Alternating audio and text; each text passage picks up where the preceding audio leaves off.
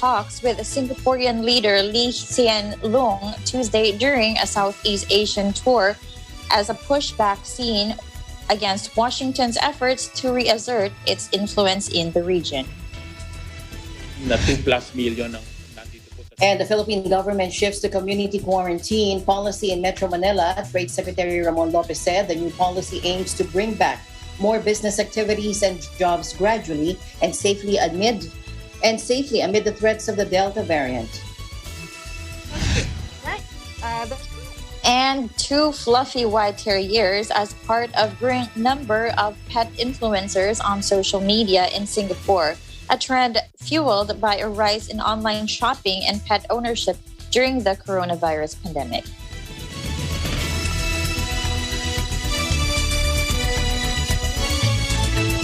First, here in the country, the Japanese embassy here in Manila on Tuesday confirmed that Tokyo has received an intelligence report about a possible terror attack in 6 countries, and that includes the Philippines. Now, in a statement sent via email, the embassy said it cannot disclose details, but the advisory is addressed to its citizens. Japan's foreign ministry, cited by reports on Monday, warned its citizens in Indonesia, the Philippines, Singapore, Malaysia, Thailand, and Myanmar to stay away from religious facilities and crowds after obtaining information that there are increased risks such as suicide bombing. AFP spokesperson Colonel Ramon Zagala also assured that the Philippine government takes seriously all reports of possible terrorism-related activities. According to an NHK report, the Indonesian government is now stepping up vigilance. Officials say measures are being taken to prevent attacks in the country. A bomb blast on Bali in 2002 killed more than 200 people. A senior official of Jemaah Islamiyah base in Southeast Asia was arrested last year on suspicion of involvement in the bombing.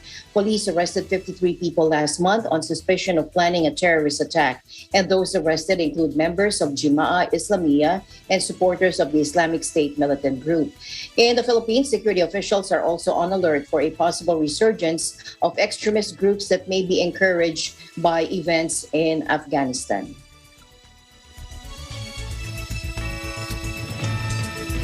The Philippine National Police has not received any report about possible terror attacks in the country amid the warning from Japan Ministry of Foreign Affairs about potential attacks in Southeast Asia. Let's take a look. We have not received any report on possible terror attacks as advised by the Japan Foreign Ministry, but this does not mean that we would lower our guard on this matter.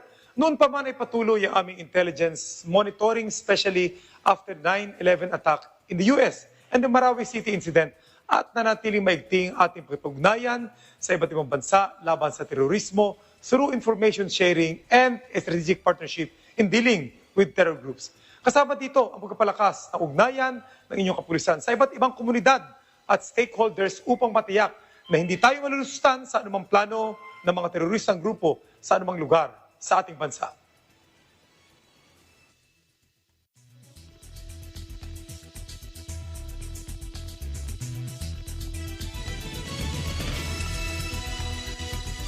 Meanwhile, the Malaysian government has taken delivery of its 3rd littoral mission ship, or LMS, from China. Here's Alfred Balmes for this report, joining us live. Hello, Alfred.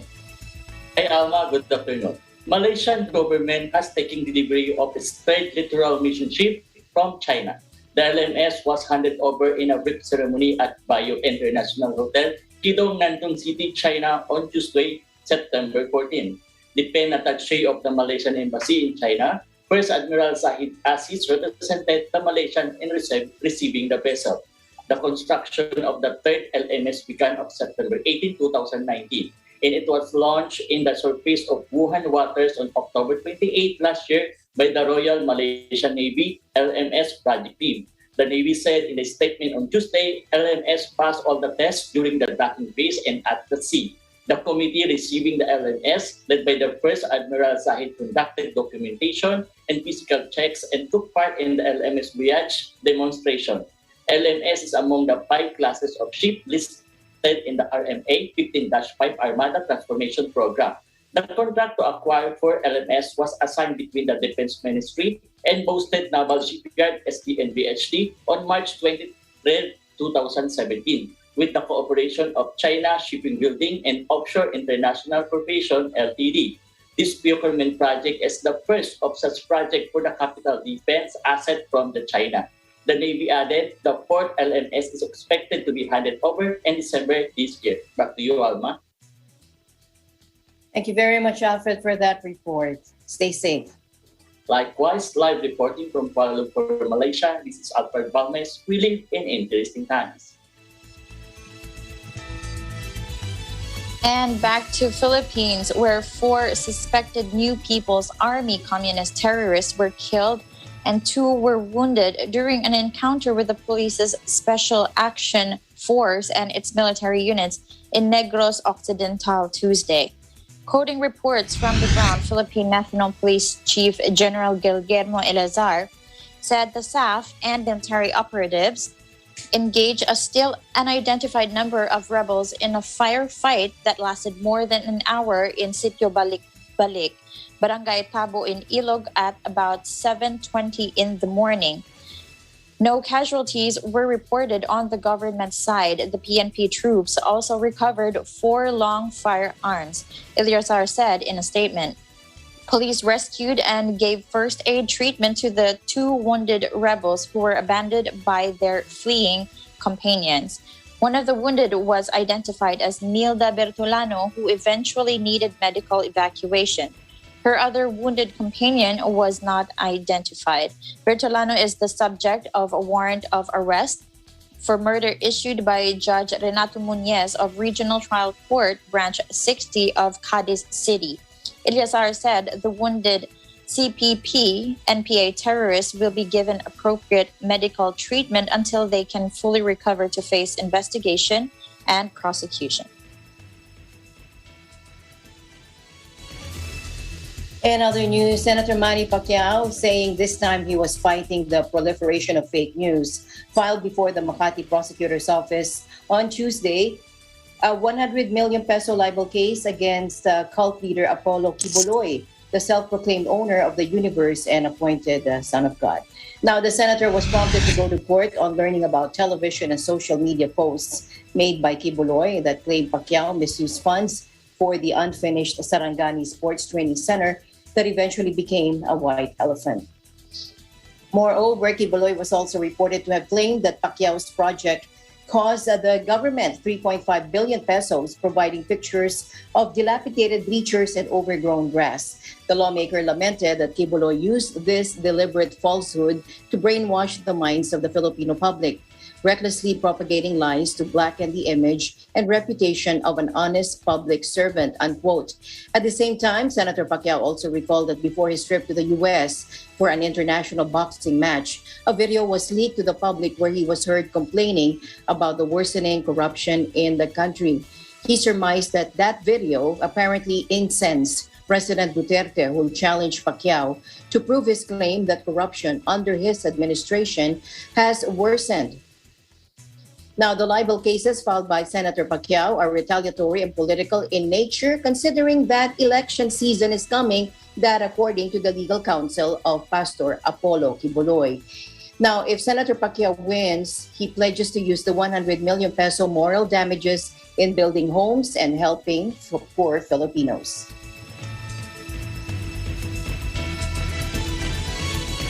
And in Thailand, before school reopens on November 1st, the health ministry said Sinopharm may be offered as an alternative vaccine for children. Here's Edge Peralta for the report. Edge.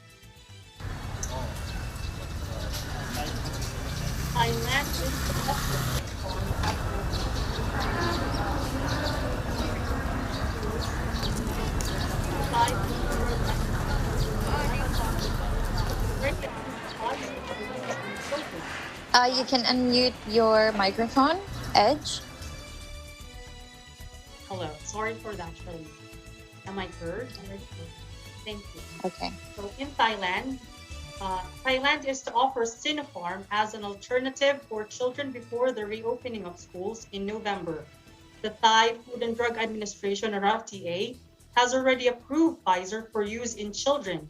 But after U.S. researchers raised concerns about the vaccine, wherein they said boys are 4 to 6 times likely to get ill from the rare side effect of Pfizer, which is myocarditis or heart inflammation, than COVID-19 itself. The FDA is now checking if Sinopharm could be used to inoculate children. In addition, the Public Health Minister Anutin Charnvirakul said in an interview, the daily COVID vaccination rate in Thailand has risen to an estimate of 900,000 doses, which usually reduce the severe symptoms among fully vaccinated people. The ministry is now evaluating which lockdown measures are to ease from next month. That is the latest news from Thailand. Back to you, Charlene. Thank you so much for your updates, Edge. Keep safe out there. Likewise. Again, this is Edge Peralta reporting live from Pakchong, Thailand. We live in interesting times.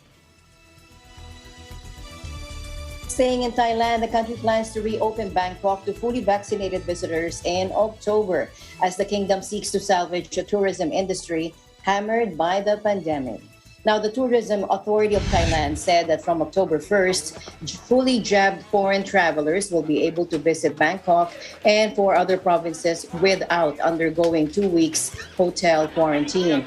Instead, the 5 areas, also including Chiang Mai, Chonburi, Phetchaburi, and Prachuap Khiri Khan provinces, are expected to follow a sandbox model of the type piloted since July in the holiday island of Phuket. Under that scheme, the sandbox scheme, tourists have to stay within a certain area for 7 days after arrival and take COVID tests. Later in October, 21 more destinations will be added to the list, including Chiang Rai, Sukhothai, and popular seaside getaway, Rayong. Now, more than 29,000 fully vaccinated international visitors hit the beach at Phuket under its sandbox scheme, generating nearly $50 million in revenue, according to government spokesman Thanakorn Wanbumtongchana. One cloud hanging over Thailand's tourism revival plans, though, is the travel advice of other countries discouraging would-be tourists from visiting. Britain and the United States have warned against travel to Thailand because of rising case numbers and low vaccination rates.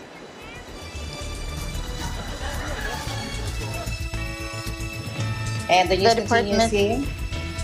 Sorry. And the news continues here on ASEAN in Focus. Charlene and I will be back right after this.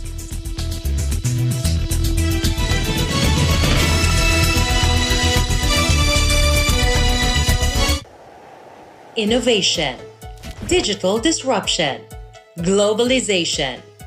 Startups, micro, small, and medium enterprises, as well as large corporations, all face interesting challenges in the market today. Peek into the world of exciting opportunities and partnerships to drive growth with the latest business news and information. We are open for business. Your weekly dose of entrepreneurial inspiration to update you on the latest developments in the world of business. Get up close and personal with CEOs and thought leaders to help you discover valuable insights. Sharpen your instincts for smart decision-making with the latest markets and economic trends, disruptive ideas, global innovation, social entrepreneurship, and other leading-edge business ideas. Join the conversations to create a more vibrant environment for entrepreneurship. Catch Open for Business, from vision to action.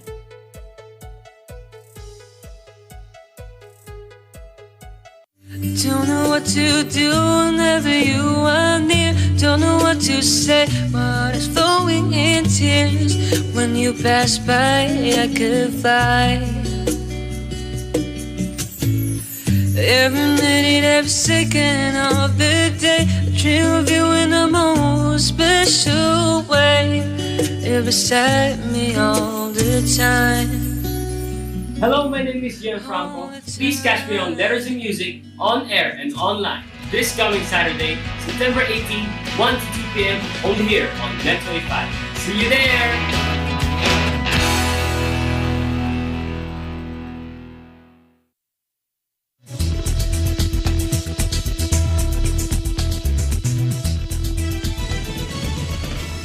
Welcome back to the program. The Department of Trade and Industry is ready to help Filipinos that lost their jobs amid the pandemic through its agency's livelihood programs.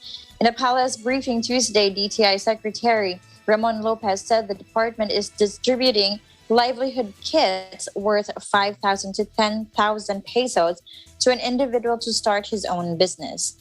Lopez said these livelihood kits are given for free and not as loans. Let's take a look. Tuloy na naman ho atin yung sa ating programa yung mga livelihood, pagbibigay ng livelihood kits do sa affected. Ito ho, ang kinaiba nito sa CARES, yung livelihood kits, hindi po pautang ito. Ito yung talagang tulong pagpambili ng mga paninda nila or gamit sa livelihood, pangkabuhayan. Yan po ay may halaga na mga 5,000 to 8,000 lang po para talagang may kikitain sila. Ang turo nga po natin dito, we teach the nation how to fish para we feed them a lifetime. Pagyan natin ng maliit na puhunan para ho may pagkikitaan sila, imbis na ibigay po yung 8,000 or 10,000 para gastusin nila sa consumption. So, yun po yung principle ng ating livelihood kit. Tuloy-tuloy ho tayo dyan. Nakaka-50,000, more than 50,000 na ang napapamahagi natin yan sa mga iba't ibang barangay nationwide. Thank you. This month, the DTI is conducting a survey to determine the impacts of the recent restrictions in community quarantine in Metro Manila and other parts of the country. As of June, closed businesses in Metro Manila were at 10%. Lopez said although there are businesses that permanently shut down, more businesses have opened despite the pandemic. Most of these businesses are engaged in e-commerce and other sectors that have growth amid the ongoing health and economic crisis.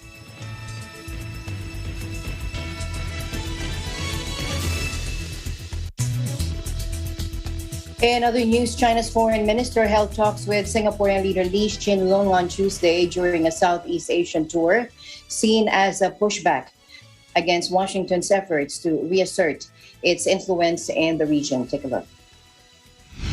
Now, in recent weeks, both U.S. Vice President Kamala Harris and Pentagon Chief Lloyd Austin have visited the city-state and strongly criticized Beijing's growing aggression in Asia. The trips were part of efforts by the new U.S. administration to reset relations in the region after the turbulent Donald Trump era and to build a bulwark against China's rising might. On Tuesday, he held talks with Singaporean Prime Minister Lee, who said the pair had a productive and candid discussion on international and regional developments. He also met with the city-state's foreign minister and deputy prime minister a day earlier. Southeast Asia is an increasingly important battleground for influence for the world's two biggest economies at a time when Beijing is challenging Washington's political sway and naval dominance in the region. Wang's trip represented a strategic decision by Beijing aimed at addressing comments made by U.S. officials, said Mustafa Izzuddin, an international affairs analyst at consultancy Solar Strategy Singapore. Singapore, which has strong security ties with Washington and vibrant economic relations with Beijing, has said the country should not be made to choose between China and the U.S. China's claims to almost all of the resource-rich South China Sea, through which trillions of dollars in shipping trade passes annually, have long-stoked tensions with rival claimants in Asia. U.S. officials have repeatedly denounced Beijing's claims as illegal. The work of my colleague, Mr. Chi Kyong, on advancing negotiations. A Singaporean news website, often critical of authorities, had its license suspended Tuesday for failing to declare funding sources, regulators said, with the rights group slamming the move as unacceptable censorship. The city-state's media regulator said it had suspended the company's license to operate its websites and social media channels as it had not fully met obligations to declare funding. Sites such as TOC are required to be transparent about their sources of funding, the Infocom Media Development Authority said in a statement. The site, the regulator said, which first registered in 2018, had not fully complied with its obligations to declare its funding since 2019. It noted that TOC had allowed subscribers to get specific articles written in return for subscription funding and warned this could be an avenue for foreign influence. But Chief Editor Terry Su told AFP that the site has never received any foreign funding, nor would it in the future, and the company was considering its options. Critics frequently accuse the tightly regulated city-state of curbing media freedoms, and the online citizen had long been in the government's crosshairs. One of Singapore's few alternative news sources, it often ran stories more critical of the authorities than those in the pro-government mainstream media.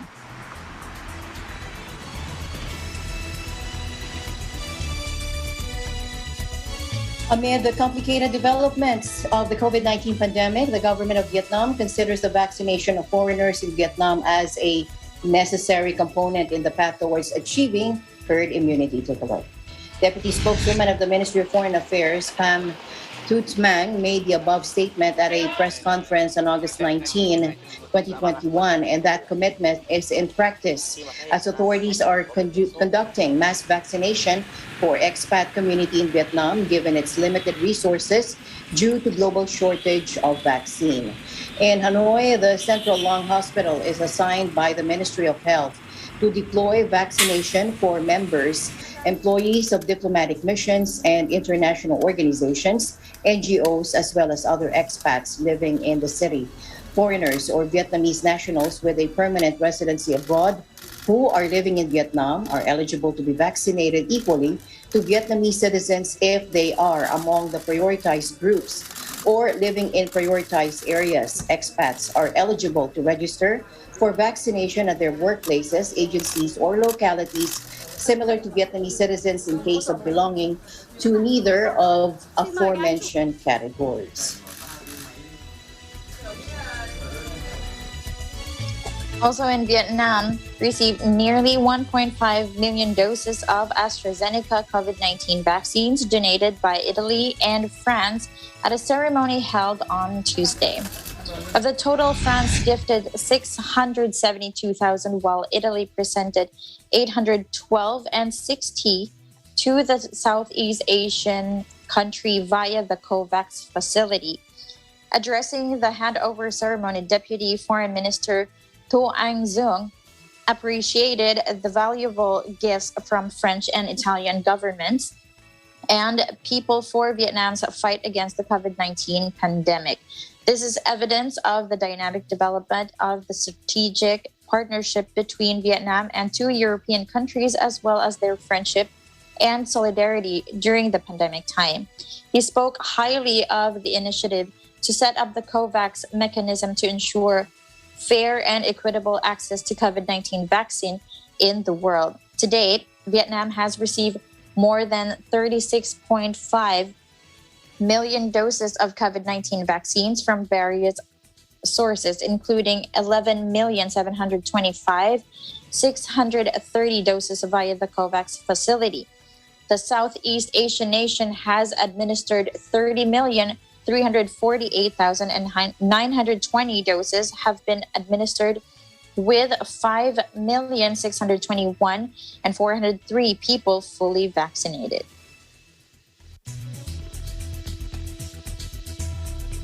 In other news, ousted Myanmar leader Aung San Suu Kyi returned to court to face charges of incitement and flouting COVID restrictions, according to her lawyers, a day after failing to appear on health grounds. Now, Monday's hearing was adjourned after Suu Kyi suffered from what her lawyer said was car sickness while being taken from the compound while she is under house arrest to the courtroom.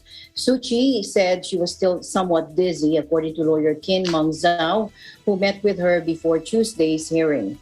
Now, the hearing on charges, Suu Kyi flouted coronavirus restrictions during elections her party won last year, was postponed after prosecution witnesses failed to appear. Now, Suu Kyi's lawyers have denied those charges. Two prosecution witnesses also failed to appear at a hearing in July after becoming infected with the coronavirus. Journalists are barred from the proceedings against Suu Kyi, who also faces charges of sedition, accepting illegal payments of gold, and violating a colonial-era secrecy law. Security forces have killed more than 1,000 civilians since the putsch, according to a local monitoring group. And the military says the toll is much lower. The trial was then postponed for 2 months as the country battled a COVID-19 surge.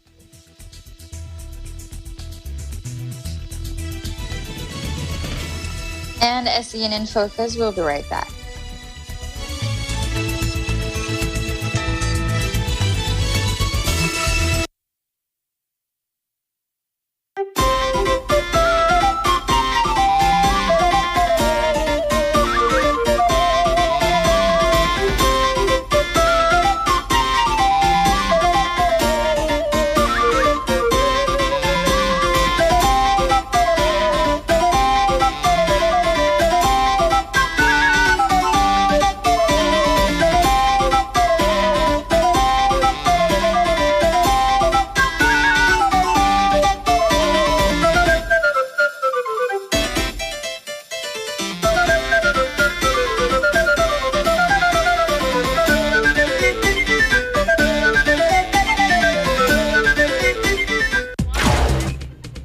Ang trabaho naman talaga ng maritime group ng PNP is to enforce the maritime laws. Tayo lang yung stricto, pero in other parts of the country, pwede na naman ang tourism. Definitely, we are ready to respond to a possible spike.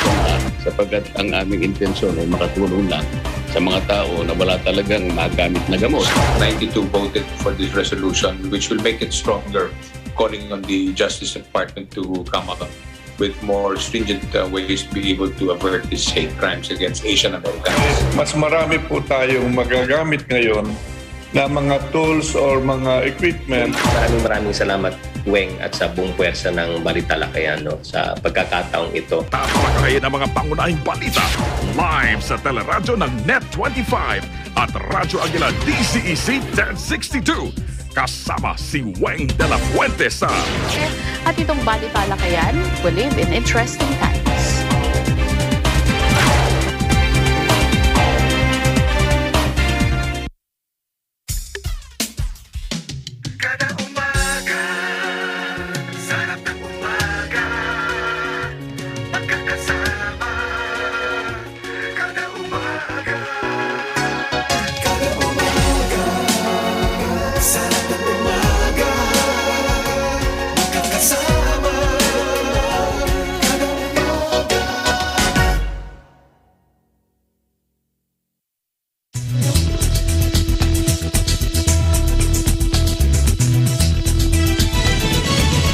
Welcome back to the program.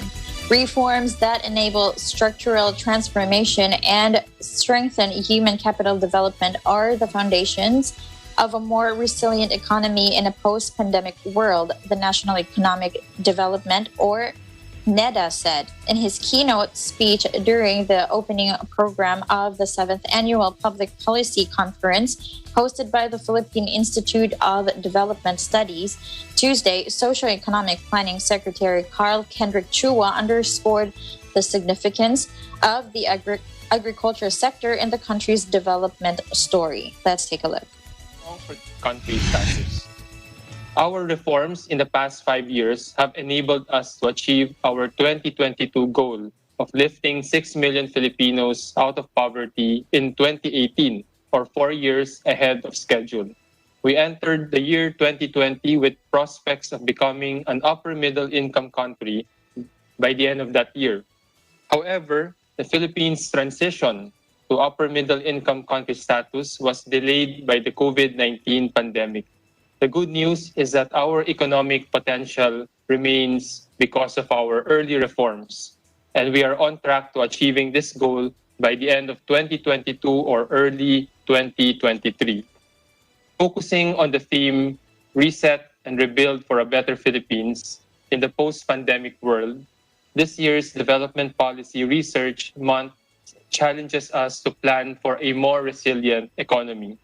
To achieve this, we need to focus on our agriculture sector, which is the foundation of any country's structural transformation.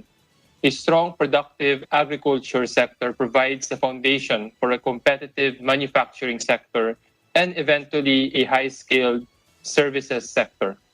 However, in the Philippines, policy distortions have slowed the growth of agriculture and manufacturing in the last 6 decades. Instead of agriculture productivity paving the way to a labor-intensive manufacturing sector, then a capital-intensive manufacturing sector, and finally a high-skilled services sector, a different path happened. Agricultural productivity remains largely depressed and manufacturing has not grown to potential. As a result, a low-skilled services sector has emerged as the dominant sector in the economy.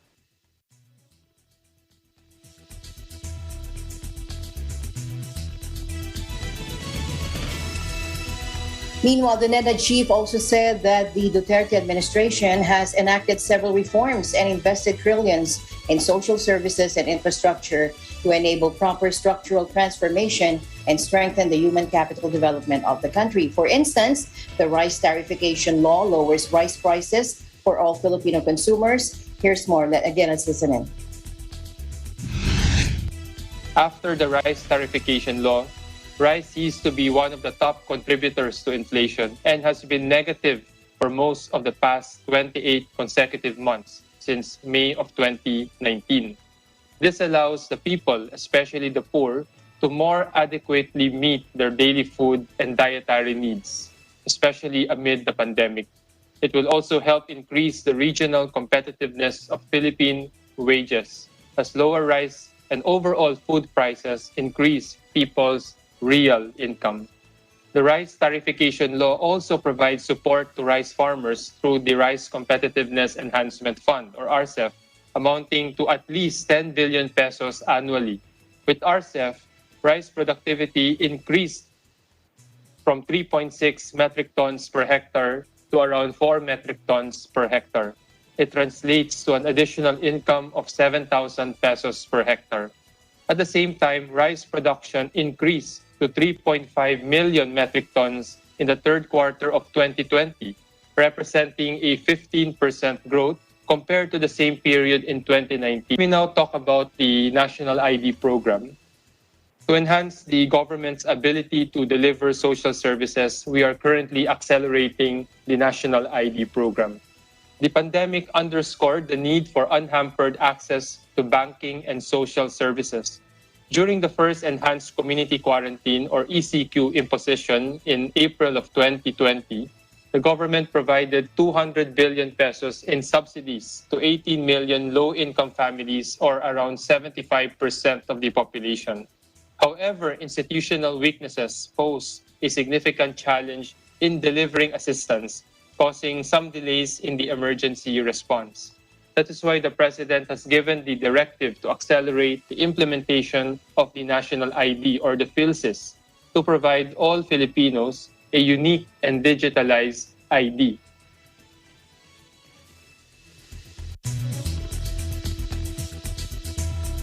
The government shifts to community quarantine policy in Metro Manila.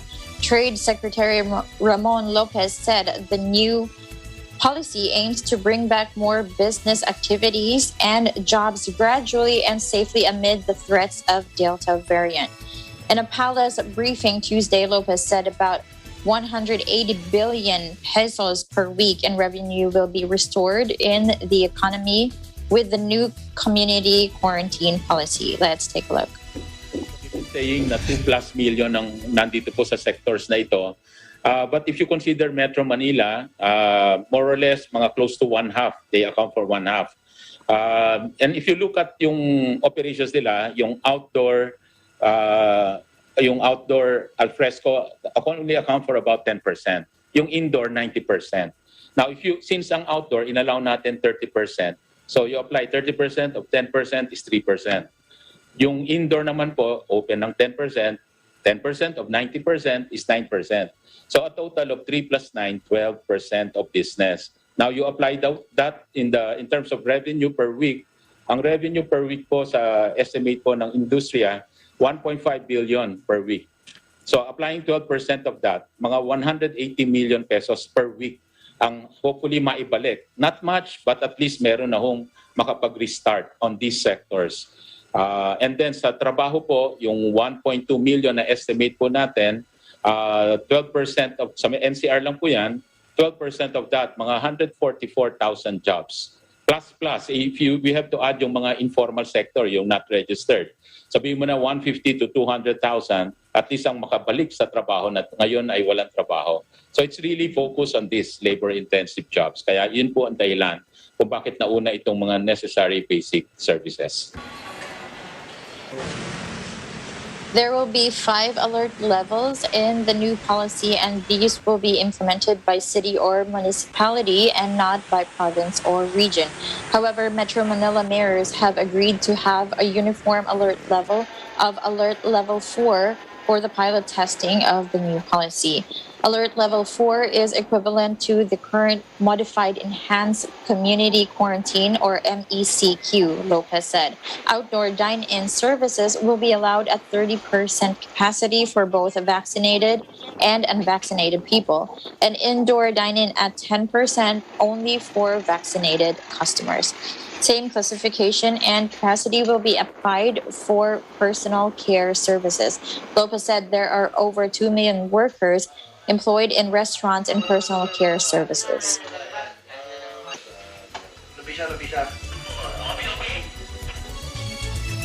Meanwhile, Bangko Sentral ng Pilipinas, or BSP Governor Benjamin Diokno, insisted that while the economy continues to be under pressure due to the effects of the global pandemic, its fundamentals remain solid enough to withstand the shocks. Now, the BSP chief said in a recent speaking engagement that manageable inflation, stable banking sector, and robust external payments position, among other fundamentals, will support recovery and help keep the economic effects of the pandemic temporary.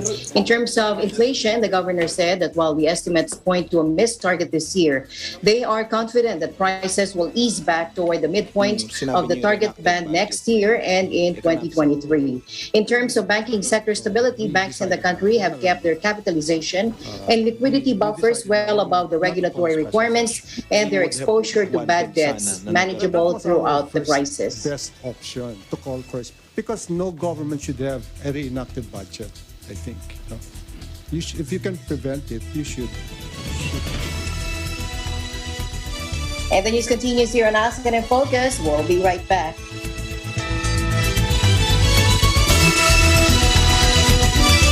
I can be your missus, I'll make you some breakfast. You can be my mister, we can be together. I can make you coffee, even add some sugar. Make some scrambled eggs if you like, 'cause you are my 1975. Hi guys, I'm Tatiana Galan. Please catch me on Letters and Music, on air and online this coming Saturday, September 18, 2021, 1 to 2 p.m. Only here in Net 25. Thank you and see you.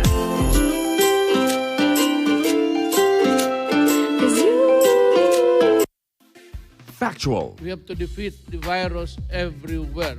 Timely information. Balanced. Not only in the country, but also abroad. I'm certain of one thing. Interviews that people need to know. Know the important updates in Asia in ASEAN in Focus.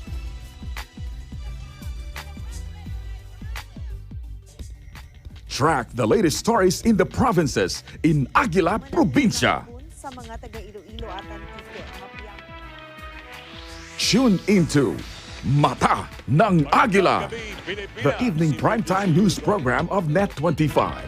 Balanced and objective, Mata ng Agila covers national and international issues, tackles news on business, health, science and technology, entertainment, sports and human interest features, and current events.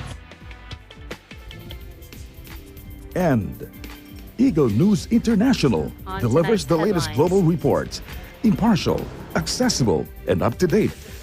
It brings to fore EBC's rich international scope and access to valuable information streams. Well, thank you to Thanks our help outdoor Catch these programs on Net25. You can also watch our news programs through eaglenews.ph and Eagle News Facebook page and YouTube channel.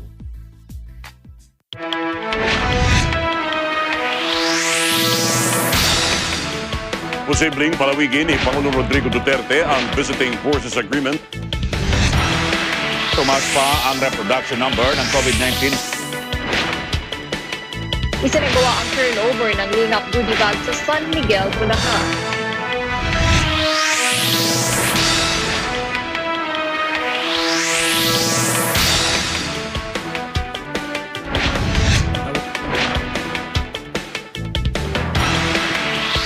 Ang maghahayag ng official statement ay ang pamilya. Hindi lang sa aspetong pang-espiritual hinahangaan ng Iglesia ni Cristo. Mapaunlad ang kabuhayan ng mga differently abled person. Bukod sa pagtaguyod ng wika at kulturang Pinoy, inaasahang bababa pa ang bilang ng mga Pinoy na walang trabaho. Sumusunod sa mga alituntuning ipinatutupad ng gobyerno bilang pag-iingat sa COVID-19. Isa sa naging dahilan ng paglaang pagtaas ng tubig dito noong mga nakaraang araw.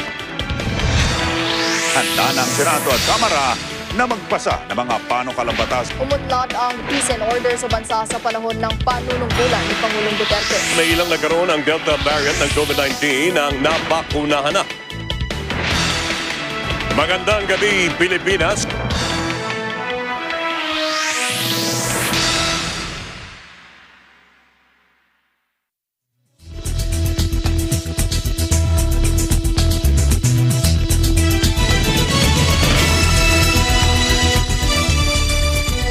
Welcome back. Two fluffy white terriers wearing tartan berets pan quietly as their owner waves a treat and snaps a photo for the dogs. Tens of thousands of Instagram followers. They are among a growing number of pet influencers on social media in Singapore, a trend fueled by a rise in online shopping and pet ownership during the coronavirus pandemic. Take a look.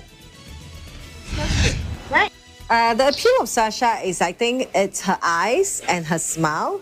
Her eyes really sparkle on most of her photos, and most importantly, the caption as well. It's really in sync with how she actually posed for that photo. It looks like as if she's talking to you.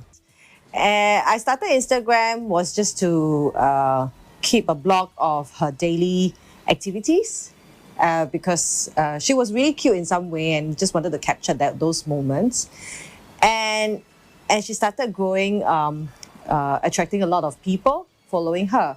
So we thought, okay, that's quite fun. And then we started taking pictures of her with some costumes, some accessories. I think pet influencers generally has an advantage because we just love pets, right? They generate all these positive feelings. They are cute. You can't hate them, right? They're just cute. We didn't intend to be any influencer. Like I said, we just wanted to do a daily blog of her, capturing some precious moments of her beautiful face and her activities, because life is short for dogs, right? I think there was this natural push towards online sales, online platform like marketplaces and all, and with all these marketplaces being extremely aggressive with how they are approaching consumers, a lot of brands are starting to recognize that it's important to have digital presence. And with that, especially for pet food companies, they would just naturally look for pet influencers to talk about their products, to drive sales or traffic or awareness. So that's where we come into play. Now, said she is selective about which products they promote, rejecting offers from some dog food brands she feels don't meet her standards. Her own pets enjoy a diet of handmade meals.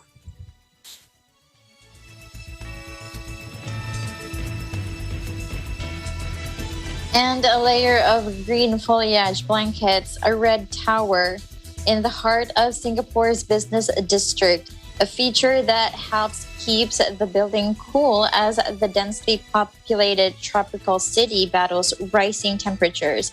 The Weisha Hotel downtown in the heart of Singapore's business district was designed to stay cool with the help of more than 20 species of creeping plants growing on its bright red aluminum facade.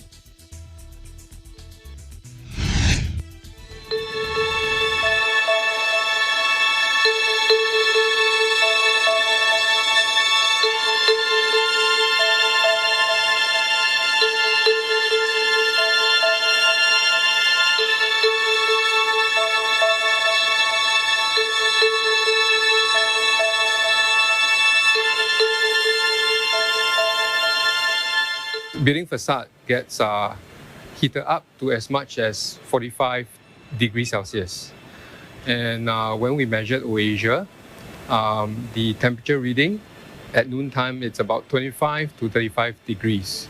So in a way, greening on the envelope is a very cost-effective and yet passive means of keeping a building cool.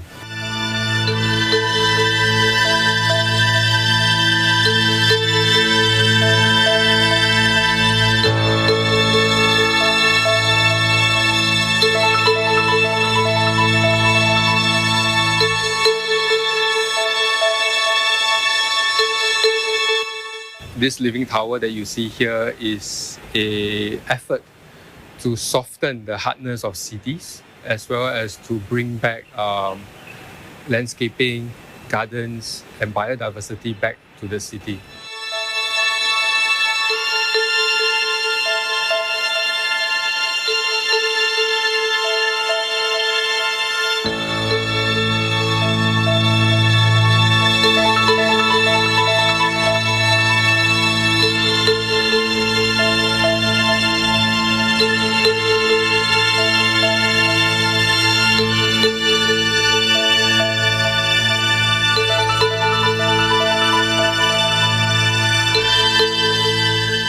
Most buildings, about a third of their emissions from their life cycle comes from the building process.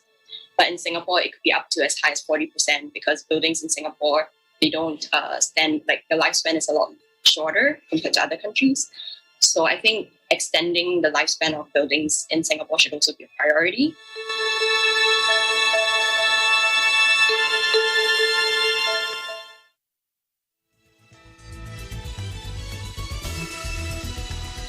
Thank you, Charlene, for keeping me company as always here on ASEAN in Focus. Stay safe. You too, Alma. Thank you. And before I go, I just want to greet hello and thank you for watching to the Querquero family here in Hanoi and the Magtanong family in Nueva Ecija. And that is the latest news in the Southeast Asian nations.